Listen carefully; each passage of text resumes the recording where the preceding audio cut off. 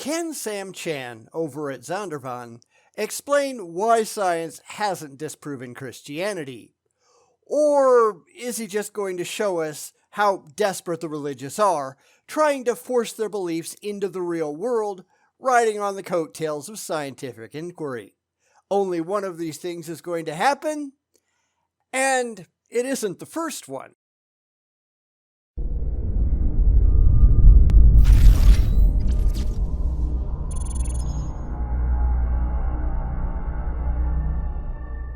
I figured that since I did a video on the so-called science of theology a couple of weeks ago, we might as well tackle another video that asks if science has disproven Christianity. And the answer to that, of course, is yes. Yes, it has, at least in any claims that can be tested and rationally evaluated. Of course, there's plenty that can't be, invented out of whole cloth for the express purpose of being completely untestable, and those things, if you can't back it up with any evidence, I don't need to take any of it seriously. So let's see what this video has to say, because I figure we're going to disagree. Hasn't science disproved Christianity? We used to live in the dark ages where we believed in unicorns, fairy godmothers, and goblins. And gods. Don't forget about the gods. Today, an ever-increasing number of people are saying, that's stupid, and leaving religion behind. I'm willing to bet he won't even acknowledge that. None of them ever do. But this video was made in 2019, and maybe then he wasn't aware of the evidence that shows that Christianity and other religions in the Western world are in a tailspin. But let's see what he comes up with next, because I'm willing to bet it won't be impressive. But then science came along, and it rescued us from superstition and our age of darkness. And so if we want to believe in a God, aren't we going back to the dark ages where we also believe in unicorns and leprechauns and fairy godmothers?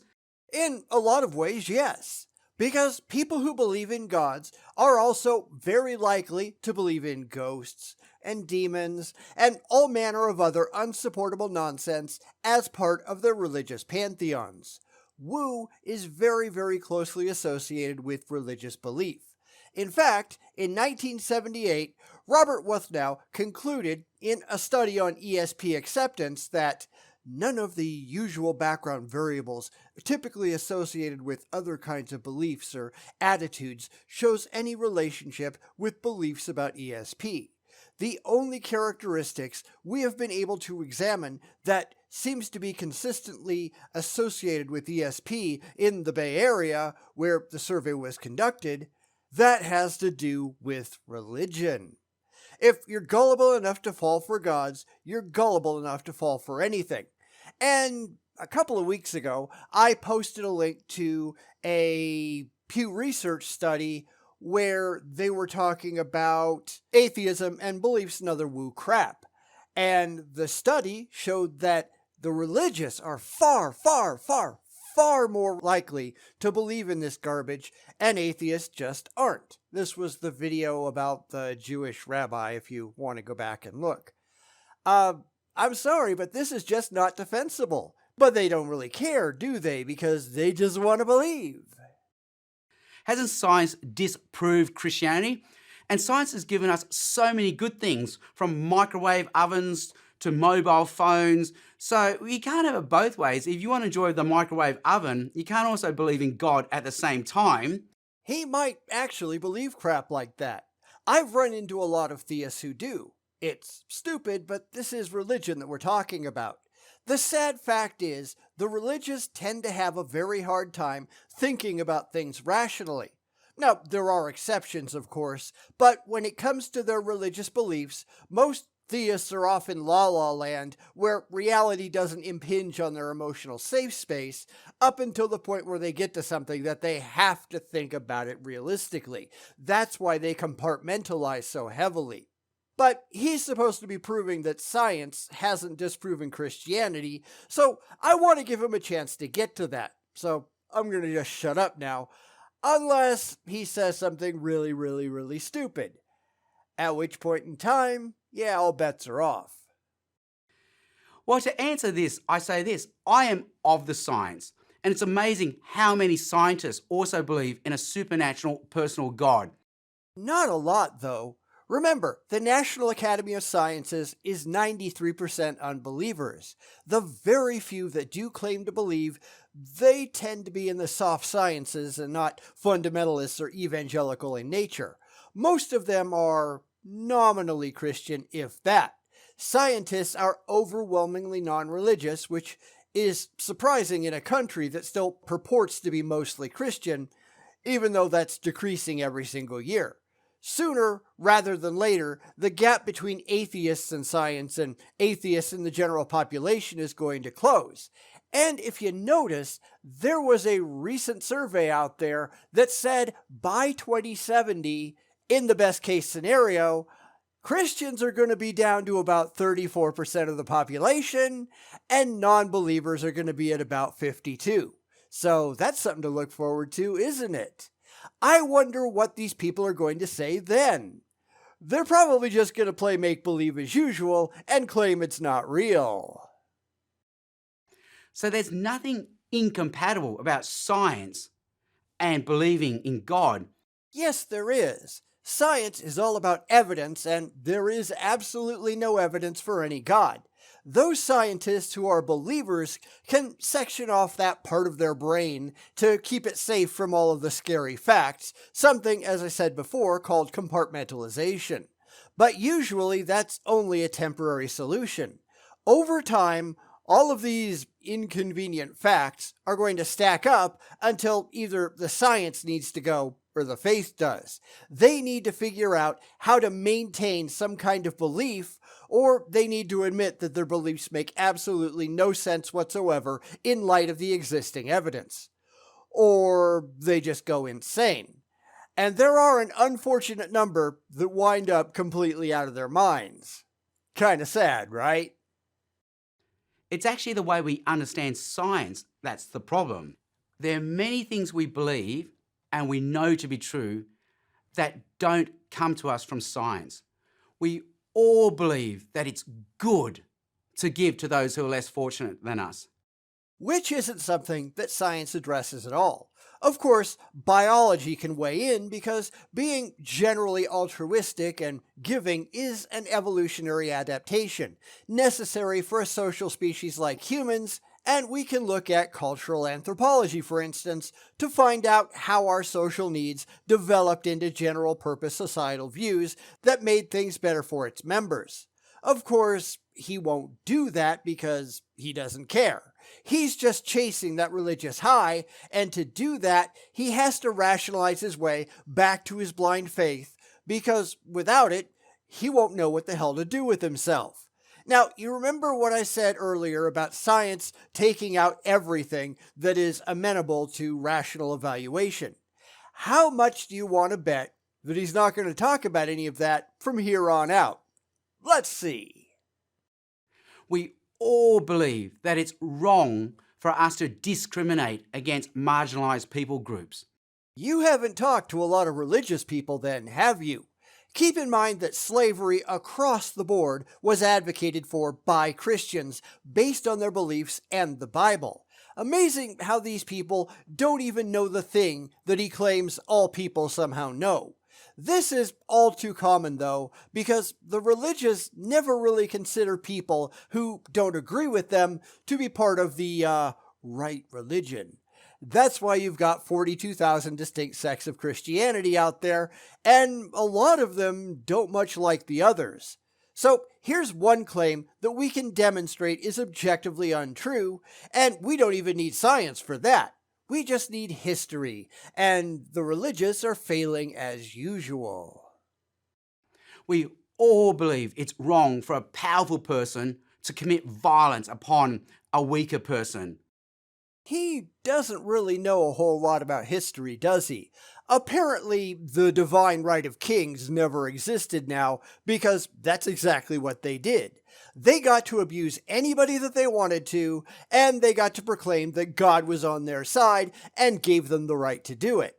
Seriously, what planet are you on? Because it's clearly not this one. We all know these things to be true, but how do we know them to be true? Science can't prove any of those things to us, and yet we know and believe them to be true. In other words, there's so much in this life that we believe and know to be true that don't come to us from science.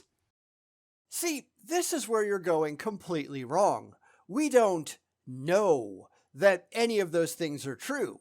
You don't seem to understand the meaning of that word, so let me help you out. Knowledge, by definition, means awareness or familiarity gained by experience of a fact or situation. What you're talking about here isn't knowledge, it's belief, it's faith. Now, I will agree with you that most people in the same society tend to have similar cultural beliefs, mostly because they get indoctrinated into it at a young age so that they can survive within the common societal framework. You are taught to think that it's true.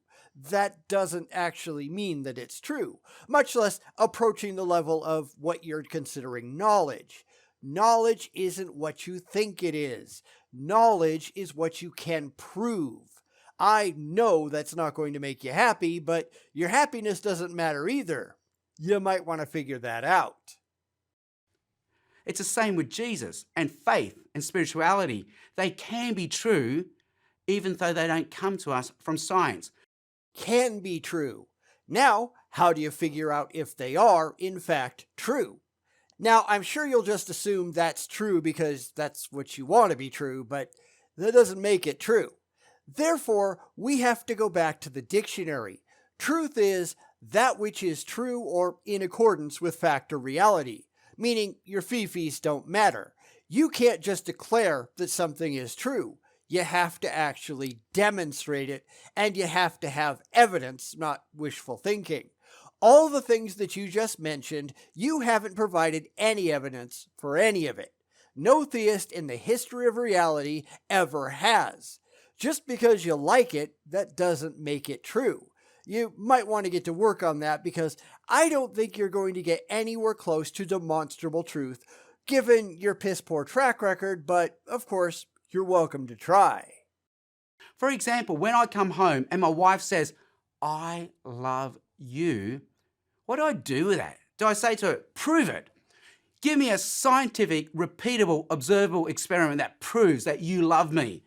Well, you could do that. Just have her climb into an fMRI machine and you can look at her brain and see if she actually loves you. That is a thing we can do, you know. Now, granted, that's a bit cumbersome, so we do something else.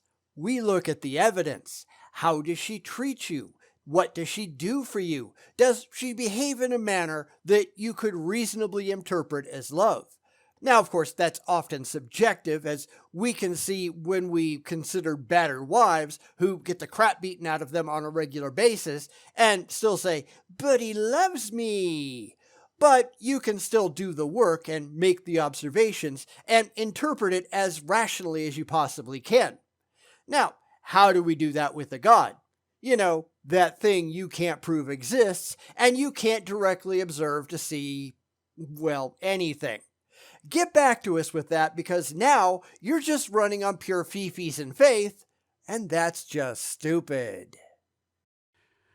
See, that would be ridiculous because love belongs in a different metaphysical category. Nope. Sorry, it just doesn't. Love is an electrochemical reaction in the physical brain. Now, how you feel about love, that might vary, but the actual emotion of love, that's something that happens in that 3-pound sack of meat in your head. I know that doesn't make a lot of people happy, but this is about truth, not happiness. This is about reality, not your fifis. Who cares about what makes you happy? This is why trying to talk to these numbnuts is often such a waste of time because they're just living in a fantasy land in their heads and nowhere remotely close to the real world. Because these people are just dumb. So I believe she loves me. I know she loves me. Those are not the same thing. You believe that she loves you based on experience.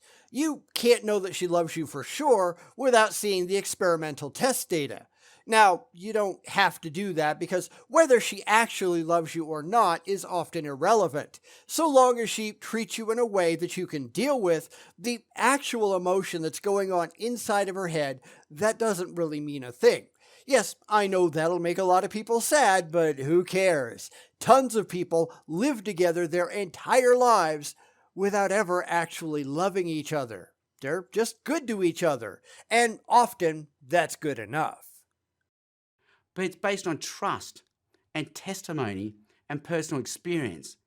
And we know there is a Jesus who's alive and is true, not because only of science, but because it's a metaphysical claim and it comes to us through other truth sources. Such as, keep in mind, I'm going to expect you to back up those other truth sources with something beyond your say-so, because I don't have to believe you, at least not unless you can justify your claims, and I think we all know you can't. This is, I just really want to believe, without any good reason to think that the things that you believe are actually true. This is where the religious keep failing. They can't tell the difference between truth and I like it, because they don't actually care if it's true. They don't give a damn one way or the other, so long as they get that dopamine shot in the head that they're so desperately after. They're only after comforting sounding sound bites that fall apart the second that you look at them for longer than a millisecond. Because, as we all know, they just don't care about the truth.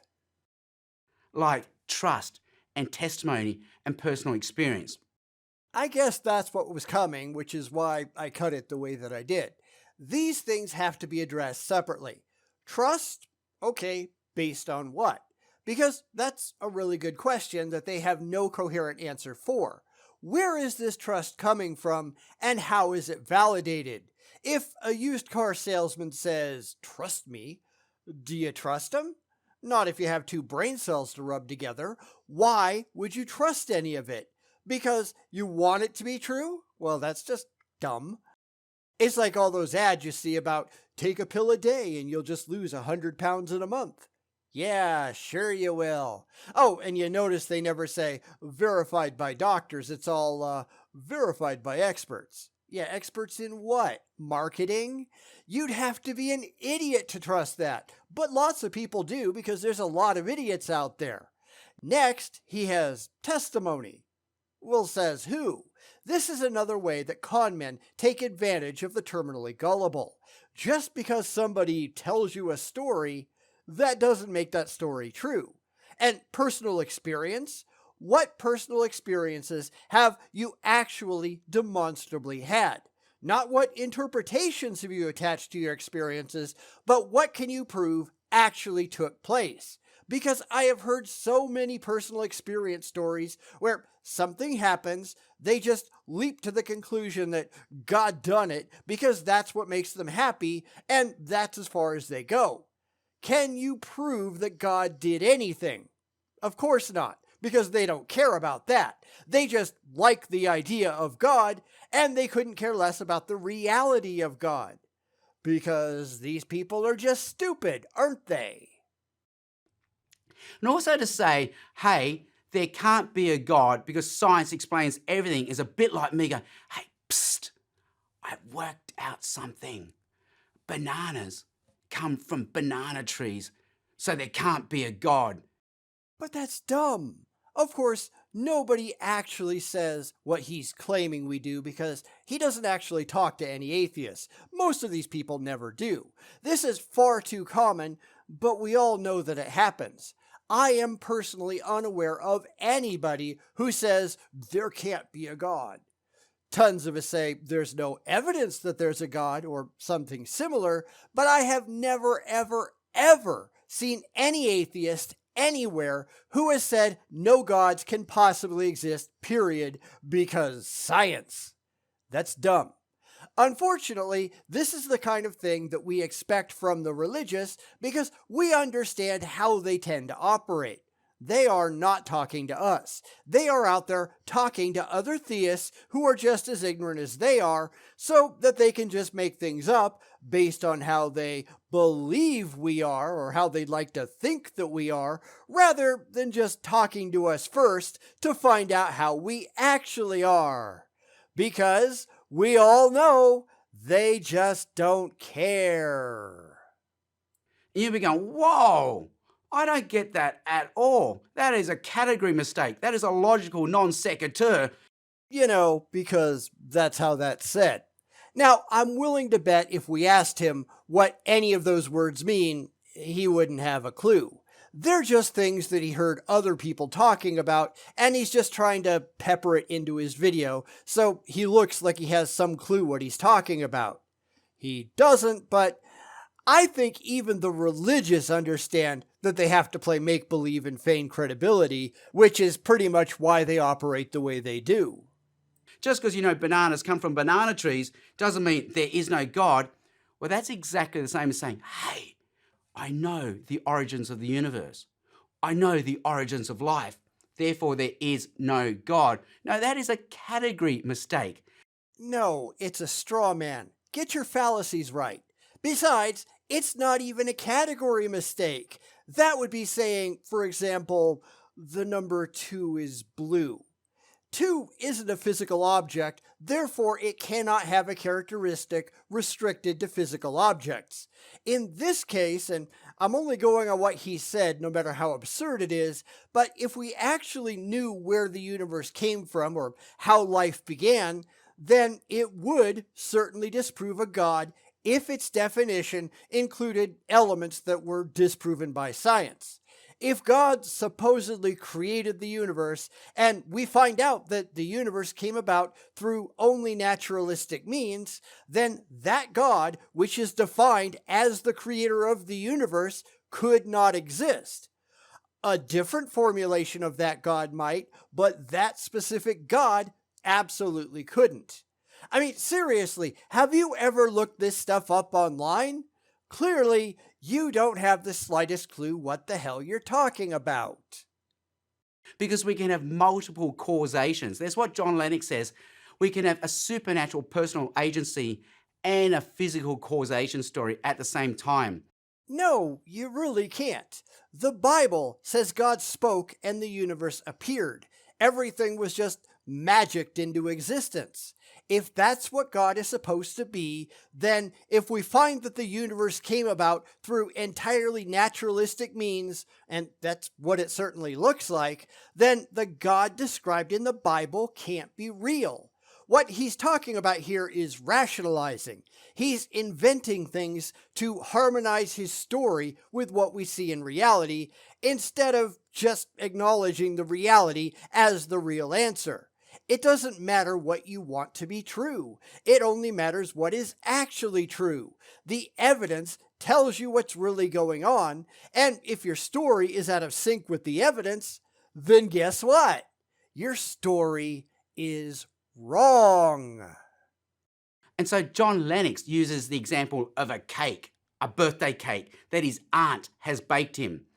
And he says, what has caused his birthday cake? Well, at a scientific, physical level, it's eggs, flour, butter. But at a personal level, it's his aunt. No, it's both. Eggs, flour, and butter don't just magically combine to make a cake. It takes somebody to put the ingredients together in a specific order to produce that specific end result. His aunt made the cake out of those ingredients, and I know that we don't really respect John Lennox around here much because he's a complete dumbass, but you'd think that even somebody like him would have figured this out, right? It's kind of sad to see that we're wrong. And at a purpose relational level, it's because his aunt loves him. You don't know that. Maybe she hates his guts and poisoned the cake. Maybe she's hoping he gives her something in exchange. Maybe she sees it as an obligation and she doesn't really care about him at all. Maybe if she doesn't do it, he's going to beat her. This is a lot of assumptions being made here that aren't actually there in the evidence that we've been presented. Of course, the religious love to assume things, but that doesn't make any of them true. It just proves, as always, that these people just aren't that bright. And it's the same with the origins of the universe and life. We can say, hey, I have a physical scientific explanation, but we also have a supernatural personal explanation, God, and we have a purpose relational explanation. God made this universe and he gave us life because he loves us. Only one of those things has any evidence at all to support it, and 3 guesses which one it is, and the first 2 don't count. This is where we keep having problems. The religious really want some things to be true, but they can't prove it. And the more that we learn about reality, the less likely their emotionally comforting wishes and dreams seem to be. Now, we're down to trying to crowbar their beliefs into reality, even if they just don't fit. Yeah, science was right all along, but now we're just going to claim that God did it too. Yep, says who? This is where they're going to continue to have issues because the need for evidence hasn't gone away. Just because they've been forced to admit that we were right the whole time, that doesn't mean they get to ride on the coattails of science. If you want anybody to take you seriously, you still have to prove it. Maybe you people ought to get to work. So you see that God and science are complementary rather than competing. No, I see that you're an idiot without a clue. That's not exactly a surprise. If you go over to the original video and look in the comments, you can see that a good portion are just laughing at this nonsense, as they should be. This is really why, when we look at religion, it all falls apart so easily. It might sound good to the terminally delusional, but everybody else is just rolling their eyes. Of course, that's why we're rarely in on the conversation, because none of this is going anywhere with us. We expect things that they simply cannot provide, and because they cannot provide, they have to boldly rationalize why they're still right, even though every shred of evidence that exists proves otherwise. Of course, they're really not that concerned with the evidence, are they? They don't even know what evidence is. They think anything that sounds good to them is evidence, and they're wrong. That's why in the next video, we're going to actually take a look at the claims of the religious and why they aren't remotely justifiable or rational to accept. Not that they care, because these people are out of their ever-loving minds. Boom, dicky, boom, dicky, boom, dicky, boom, dicky, boom, dicky, boom, dicky, boom, dicky, boom, dicky, boom, dicky, boom.